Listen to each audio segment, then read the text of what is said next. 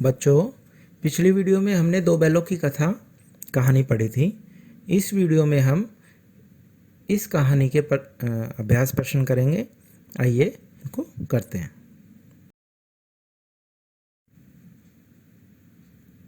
आइए इसका हम पहला प्रश्न लेते हैं। पहला प्रश्न इसका है कि कांजी हाउस में कैद पशुओं की हाजिरी क्यों ली जाती होगी। आपको बताया था कांजी हाउस क्या होता है, जहाँ पशुओं को बंद कर देते हैं कि उसमें ऐसे पशु होते हैं जो आवारा होते हैं, जो एक दूसरे लोगों की खेतों में घुसकर जो है फसलें नष्ट कर देते थे। तो वहाँ उनको बंद कर दिया जाता था पकड़ के कि जब कोई इनका मालिक आएगा तो उससे जुर्माना लेकर छोड़ देंगे, अगर नहीं आएगा तो उसको नीलाम कर देंगे। तो वहाँ उस जो कांजी उसका मालिक होता था तो उसको वहाँ रखने की उसकी जिम्मेवारी होती थी कि वो यहाँ सुरक्षित रहे और यहाँ से भाग ना जाए, इसलिए वहाँ पर उनकी रोज़ हाजिरी ली जाती थी। दूसरा प्रश्न है, छोटी बच्ची को बैलों के प्रति प्रेम क्यों बढ़ाया। भी छोटी बच्ची की माँ मर चुकी थी और वो सौतेली माँ उसको बहुत मारती थी, उसे खाने के लिए भी जो है नहीं देती थी, और बैलों की भी यही स्थिति थी। गया उससे दिन भर खेतों में काम कराता था, रात को रूखा सूखा भोजन देता था। छोटी बच्ची को भी लगा कि इसकी भी हालत मेरे जैसी है, तो उसको देखकर जो है उसके मन में प्रेम उमड़ आया था कि उसके साथ भी जो है अत्याचार हो रहा है। तीसरा प्रश्न है इसका कि कहानी में बैलों के माध्यम से कौन कौन से नीति विषयक मूल्य उभर कर आए।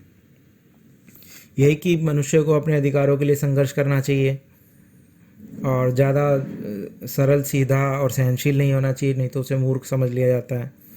और आज़ादी पाने के लिए हमें बहुत कितने भी बड़े से बड़े कष्ट उठाने पड़े तो उसके लिए हमें तैयार रहना चाहिए, और समाज के सभी लोगों को आज़ादी पाने के लिए लड़ाई में योगदान देना चाहिए। चौथा प्रश्न है, प्रस्तुत कहानी में प्रेमचंद ने गधे की किन स्वभावगत विशेषताओं के आधार पर उसके प्रति रूढ़ अर्थ मूर्ख प्रयोग न कर किस नए अर्थ की ओर संकेत किया है। गधे को हम बुद्धिहीन प्राणी समझते हैं, उसे मूर्ख कह देते हैं, और किसी मूर्ख को कहना हो तो उसे हम गधा कह देते हैं। तो गधा मूर्ख के अर्थ में रूढ़ हो गया है, किंतु लेखक ने इसे सही नहीं माना। उसने कहा गधा तो बहुत ही सीधा और सहनशील जानवर होता है, तो किसी को हानि नहीं पहुंचाता। और जानवर जैसे गाय कुत्ता बैल तो कभी कभी गुस्सा भी कर देते हैं, पर गधा ऐसा कभी नहीं करता। और ऐसे गुण तो किस में होते हैं, ऋषियों मुनियों में होते हैं। तो बस इसी अर्थ में प्रयोग किया है। किन घटनाओं से पता चलता है कि हीरा और मोती में गहरी दोस्ती थी। एक पहली घटना तो ये कि जब गाड़ी में वो जोते जाते थे तो एक दूसरे को गर्दन के ऊपर भार नहीं आने देते थे। दूसरी घटना याद आती है जब गया ने हीरा के नाक पे डंडा मारा था तो मोती सारा हल रस्सी जुआ जो सब लेकर भाग पड़ा था, उससे हीरा का कष्ट नहीं देखा गया था। एक घटना और है जब मटर के खेत में दोनों खाकर मस्त हो गए थे और एक दूसरे से मस्ती करने लगे थे सींग मिलाकर। तो अचानक मोती को लगा कि भाई हीरा को क्रोध आ गया, तो वो पीछे हट गया था। एक घटना सांड वाली है, तभी एक सांड आज विशालकाय जब सांड इनके सामने आया था वो योजना करके उस सांड को मार भगाते हैं। फिर वहीं मटर के खेत में ही जब वो कीचड़ में फंस जाता है तो हीरा उसे अकेला छोड़कर नहीं जाता वहाँ से। और एक अंतिम घटना वही कि कांजी हाउस में जब हीरा दीवार तोड़कर भागने की कोशिश करता है तो उसे जब रस्सियों से बांध देते हैं, तो फिर बाद में मोती भी जो है नहीं भागता, वो भी विपत्ति में उसका साथ देने के लिए वहीं रुक जाता है। छठा प्रश्न है, लेकिन औरत जात पर सींग चलाना मना है, यह भूल जाते हो। हीरा के इस कथन के माध्यम से स्त्री के प्रति प्रेमचंद के दृष्टिकोण को स्पष्ट कीजिए। देखो, औरत जात पर सींग चलाना मना है। हीरा के इस कथन से हमें पता चलता है कि प्रेमचंद नारी जाति का सम्मान करते थे। नारी जो है वो कई रिश्ते बनाकर समाज में अपनी भूमिका का निर्वाह करती है। वह त्याग, दया, ममता आदि का जीता जागता उदाहरण होती है।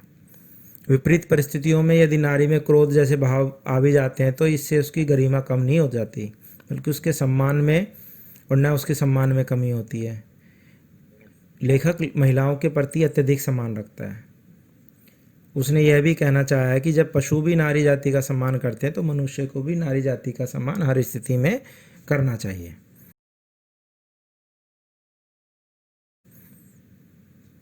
किसान जीवन वाले समाज में पशु और मनुष्य के आपसी संबंधों को कहानी में किस तरह व्यक्त किया गया।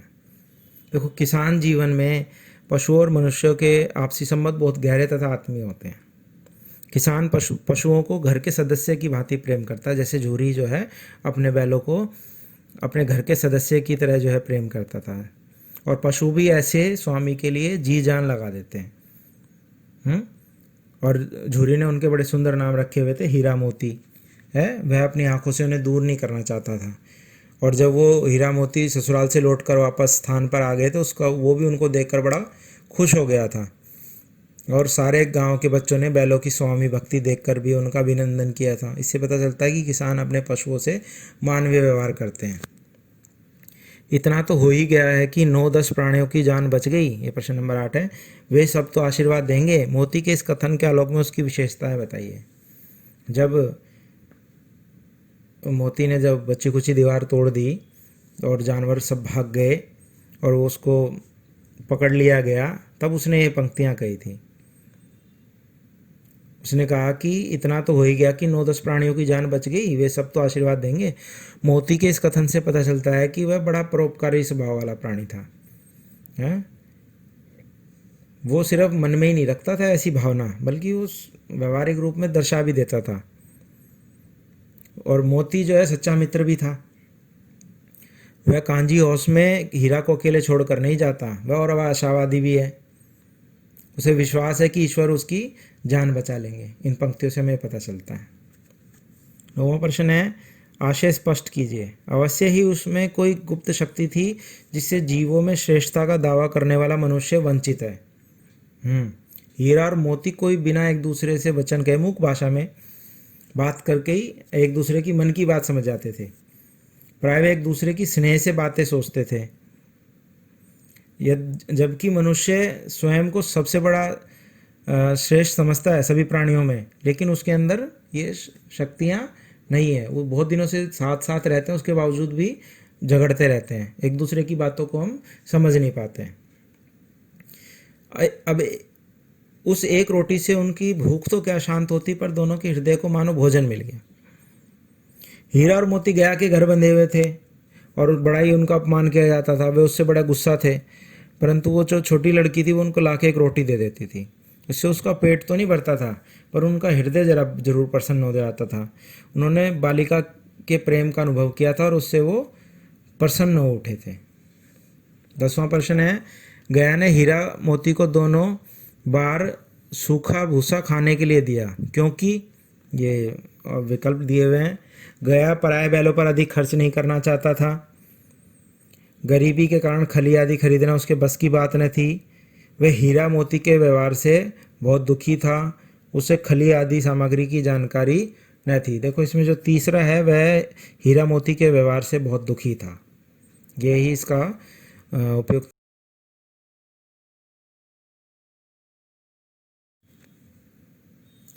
अच्छा बच्चों, इस तरह से ये पाठ हमारा पूरा हुआ है। इसमें हमने इसके अभ्यास प्रश्न भी समझ लिए हैं। उम्मीद करता हूँ कि आपको पाठ अच्छे से समझ आया होगा। और कृपया करके मेरे इस YouTube चैनल को लाइक, शेयर, सब्सक्राइब और कमेंट करना ना भूलें। मिलते हैं अगली वीडियो में, तब तक के लिए धन्यवाद।